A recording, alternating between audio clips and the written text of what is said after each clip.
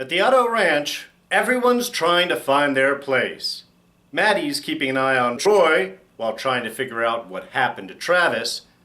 Nick dabbles in carpentry while trying to balance the needs of his mother and that of his girlfriend. And Alicia, well, she's wondering what it all means anyway.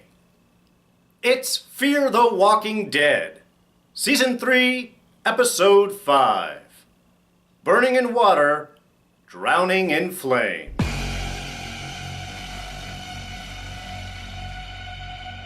Hey everyone, D here, and welcome to this week's review of Fear the Walking Dead. So, spoilers slowly coming your way.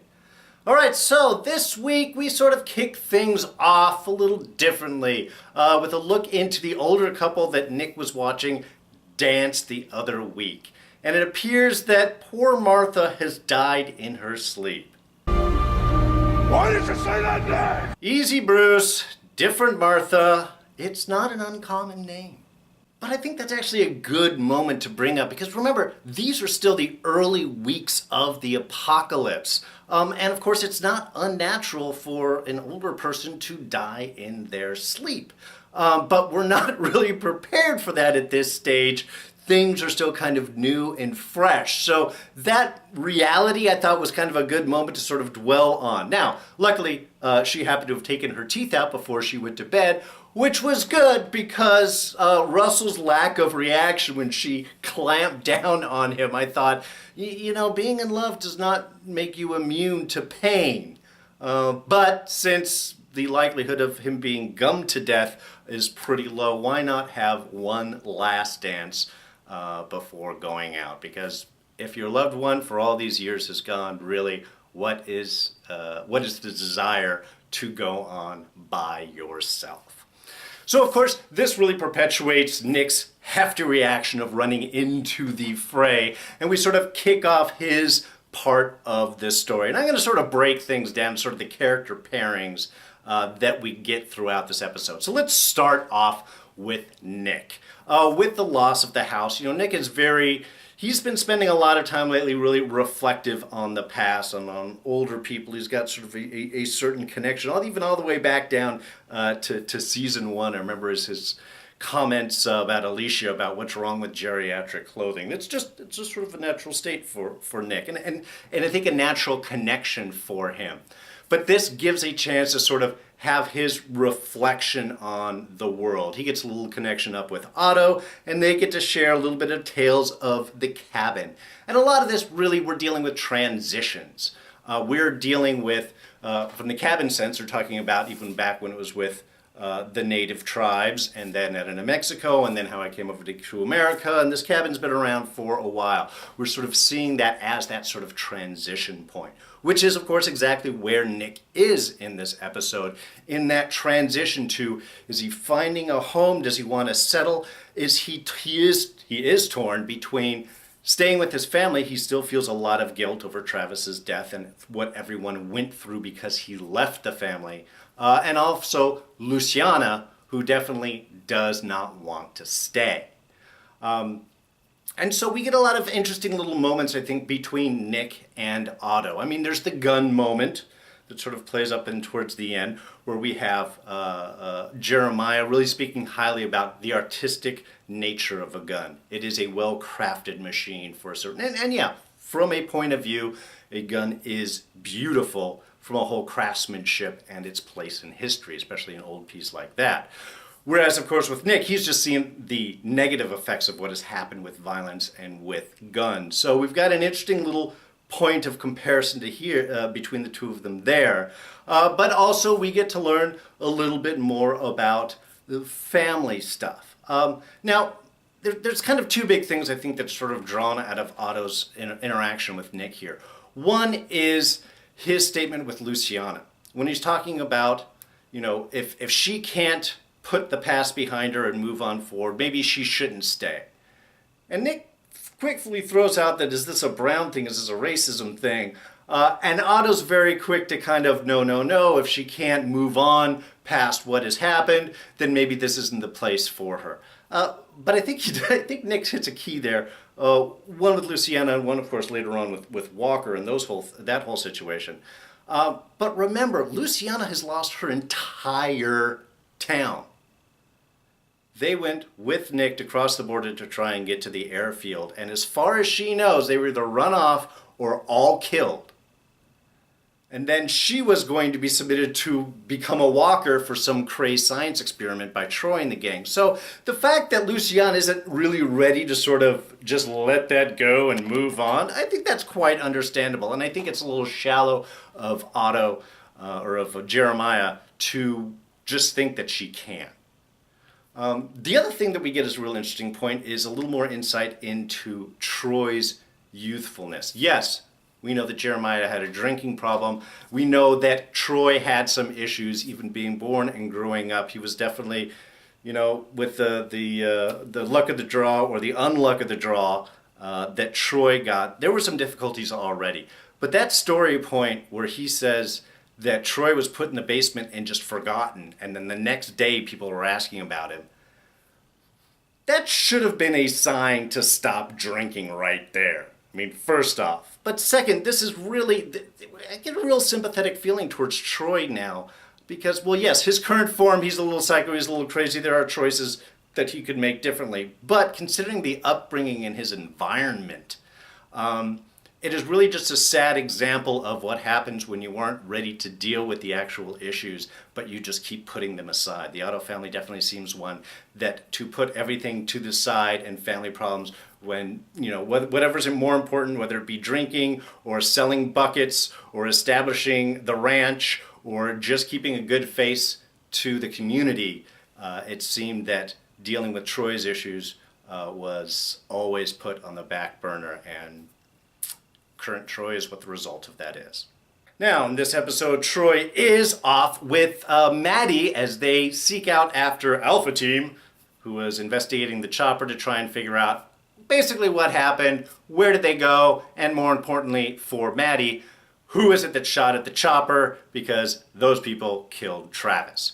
So, this episode, again, it's kind of like a lot of positioning cells. We have that opening scene where we have the soldier talking to Maddie about, I don't know if you need to be out there and we'll leave you behind. And of course, Maddie's like, I survived the wasteland without you and your guns. I'm fine. It's just that standard measuring thing where everyone's trying to figure out how tough that they are. So for this, we are obviously taking Maddie, putting her in the field with these troops to establish who she is, her strengths, and her ability to deal with, which she pretty much does by the end of the episode. First encountering off, of course, hitting and dealing with a group of walkers who did look rather fresh. They said that we need to deal with this before it could possibly get to the ranch. Only looked like a couple of walkers. There should be an outer guard that could take care of that. But like I said, they looked rather fresh and not necessarily weeks old, so don't know how long ago that this had happened. But was it smart to mess with them? We all like a good walker crash. I thought they were a little sloppy. This is early on in the apocalypse. They haven't figured everything out. We have been a little spoiled with seeing Rick and the crew deal with everything over in Georgia on Walking Dead. But Maddie's whole stumble and fall and find out. I mean, one thing, this is why those pickaxes and stuff aren't necessarily good, because they can get stuck inside of bone and gristle and things. It's just swiping stuff or stabbing and backup weapons, at least. These are things that they all need to learn, because Maddie was definitely in a rough position there. And honestly, I don't know how she survived that, especially once that second walker came out. There should have been bites on the arm and hand before she had a chance to do anything. And then arrows from a distance like that. I mean, there were cool shots. This was, we've got a bonding move going on right here. But I just think that in that, Maddie probably should have lost it. Should have been a severe casualty right there and on her way out. But we can't do that. She is one of the main protagonists of the show.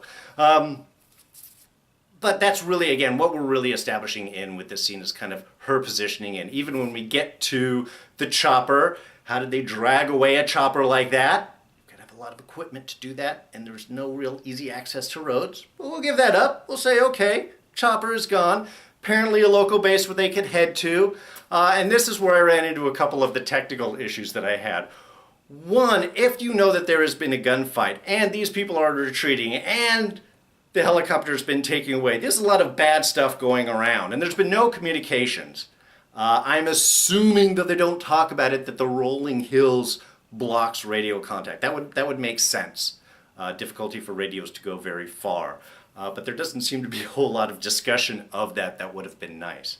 But when they get to their little forward base there, I was a little surprised that they pulled right up to the driveway, considering that there was a fight and you do have potential casualties and you do have people you do have an enemy that's fighting your team.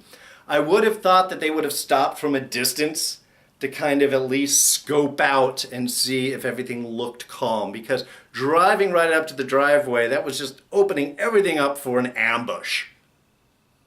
Which is, of course, exactly what happens when we have Walker show up. By the way, the scene with the crow was nasty. The brains and... Okay, we haven't had a real nasty shot like that in a long time, and that is one of the top ones.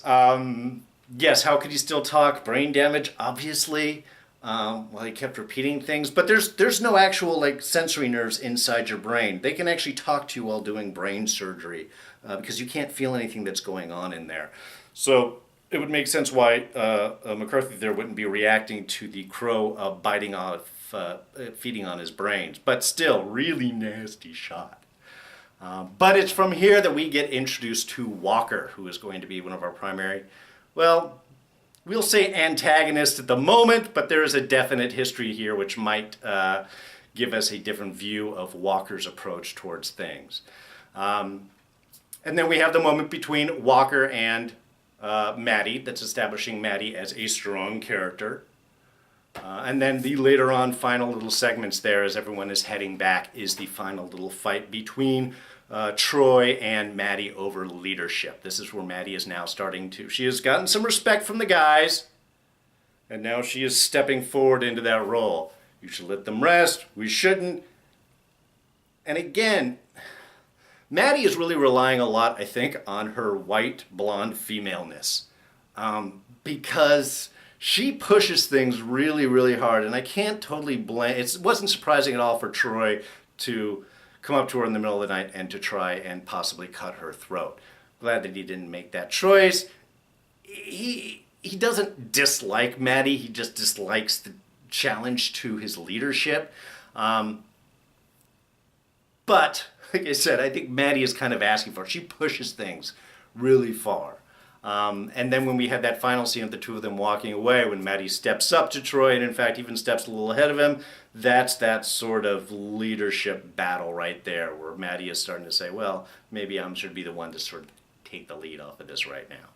Now Alicia's going through a rough spot. Yeah, she's been spending a lot of nights with Bible study, but really we're dealing with her transition through this episode well, and in this sense it's her accepting the reality of the world where they in.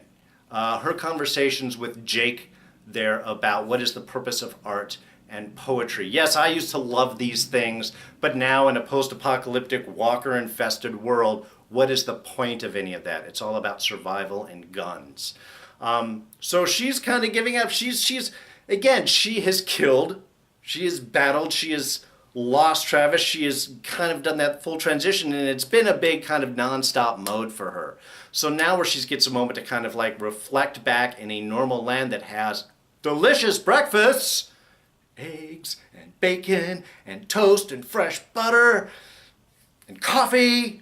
Man, that's a good place. Those are some good breakfasts. I'm very excited about that. But that's really what she's going through, and that's why she has the moment. Of course, everything looks bad, so why not hook up with the cute young guy Jake and can have those discussions. He's a little artist, so she gets someone to sort of connect with. And we'll see how those things all pretty much play out. But that was sort of her whole just story this episode. It's just, she's just dealing with those transitions, and I think, well, you know, honestly, as they're coming forth, she's not babying, she's not freaked out. When she did jump in the water, I was concerned for a moment that a little Walker hand was going to pull up and yank her down. I'm scared of bodies of water in the apocalypse. But anyway, it was kind of nice, and we get the little good and connection up with Jake there.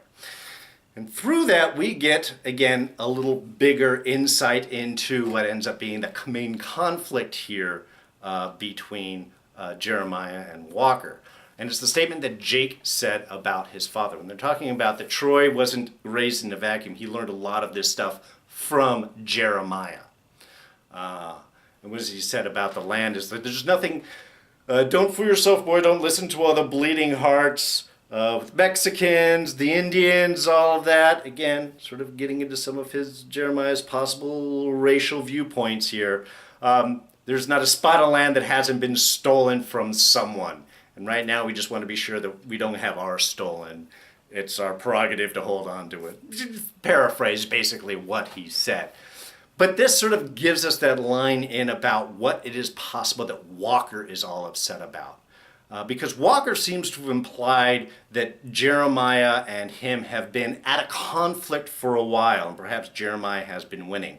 Now, with Civilization Falls, Walker seems to be taking up that end. It seems to be centered around the land. So I'm wondering if we're going to start to find out as the ranch was established, maybe there were some land battles, maybe he did some maneuvering in order to get the rights to some land. I mean, some complicated thing. This wasn't just two neighbors kind of upset about property lines. This is a much bigger thing. We have tribalism. We have a whole tribe believing that this land is theirs and that Jeremiah has unfaithfully, unlawfully placed himself on it. Plus, he's got a huge stash of food and guns, which would be helpful.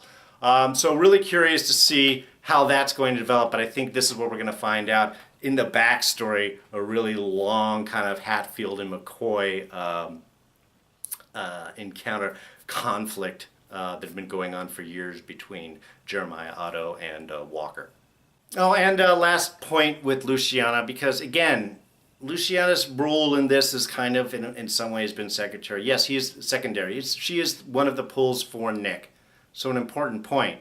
But when Nick took her up to the cabin and had everything laid out, the moment he made the statement of, this would be nice, I knew that she was gone.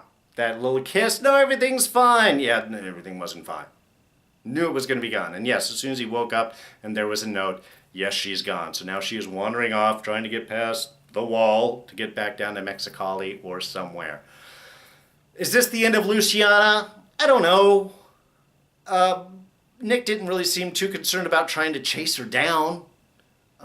Is she going to come back at a point? Is she going to be one of those free floating things, maybe run into Strand? And that, I mean, that would just be weird. Hopefully she doesn't run into Ophelia. The distances should be too great for that. But we'll just have to sort of wait and see if Luciana is going to continue to be an important character, or this was just a way for the showrunners to just get rid of her. And lastly, we have Strand and Daniel, which I've waited for the end because that whole sequence was pointless. It was boring, it was pointless, it was two guys yelling at each other and measuring their schlongs and seeing who was bigger. I have no idea why Strand was taking him down to the Rosarita Beach Hotel. He knows that nobody is there. He knows that Ophelia's not there, and he knows that Maddie and Alicia aren't there. Certainly Nick hasn't been there. So what is his point of going back?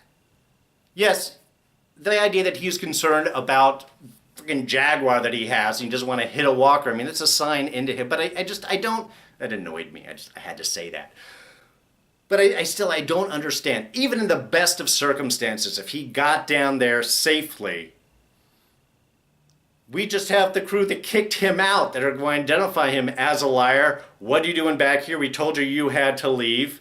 Oh, the people you're looking for, they left a while ago. Why'd you listen to this guy? He'd had to own up once he got down there anyway.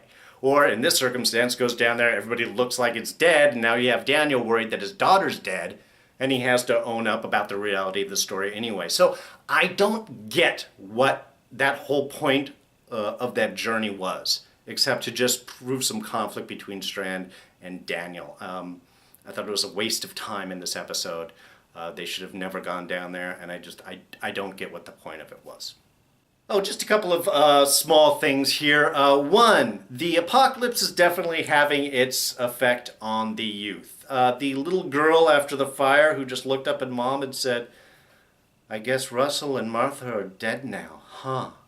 That kind of cold, twisted tone of voice. It's just, future psycho right there. I don't know. Not a good sign. Growing up the apocalypse is tough. Oh, in regards to Jeremiah's story of why he quit drinking, yeah, apparently at least 5 Americans have blown off their own penises since 2010.